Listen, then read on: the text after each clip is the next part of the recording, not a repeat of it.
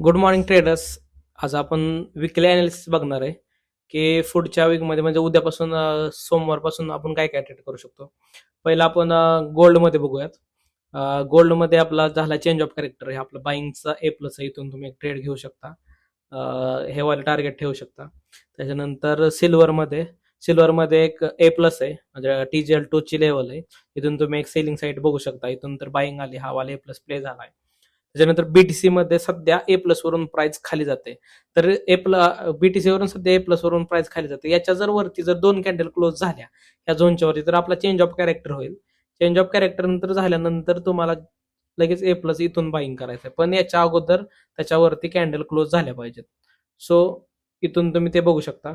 त्याच्यानंतर ETH मध्ये TGL2 ची लेवल आहे. इथून तुम्ही सेलिंग बघू शकता. याच्यावरती जर दोन कॅन्डल क्लोज झाल्या तर हा आपला ए प्लस राहील. ए प्लस वरच्या लिक्विडिटी स्वीप वरून तुम्ही बाईंग बघू शकता. युरो USD मध्ये स्ट्रक्चर फक्त कन्सॉलिडेशन वरतीच आहे. GBP USD मध्ये सध्या झालाय, इथं अजून फेक आउटच झालाय, अजून काय चेंज ऑफ कॅरेक्टर झालाय. या झोनच्या वरची दोन कॅन्डल क्लोज झाल्यात म्हणजे आपला ऑफिशियली चेंज ऑफ कॅरेक्टर झालाय. सो मग आपण ए प्लस वरून बाईंग बघू शकतो. हा वाला आपला ए प्लस आहे. इथून आपण त्याची बाईंग बघू शकतो. NZD USD मध्ये सध्या कोणतीच लेवल नाहीये, हे ट्रेडेबलच नाहीये. AUD मध्ये चेंज ऑफ कॅरेक्टर झालाय. चेंज ऑफ कॅरेक्टर झाल्यानंतर इथून आपला ए प्लस वरून तुम्ही बाईंग बघू शकता.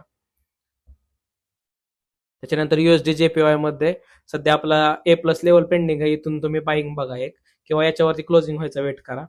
USD CAD मध्ये सध्या आपला ट्रेड चालू आहे आणि आपला लिक्विडिटी स्वीप होऊन आपला सेटअप तर बनलाय, मग तिथून आपण बाईंग बघणार आहे. जस्ट आता नवीन एक हे होऊ द्या, एक नवीन स्ट्रक्चर फॉर्म होऊ द्या.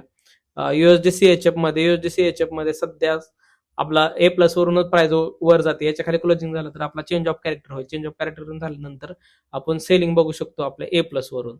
तर इथून तुम्ही सेलिंग बघू शकता. USD GBP JPY मध्ये आपला ए प्लस ब्रिज झालाय, तर वेट करा की ह्याच्यावरती आपला क्लोजिंग देण्याचा. थँक्यू.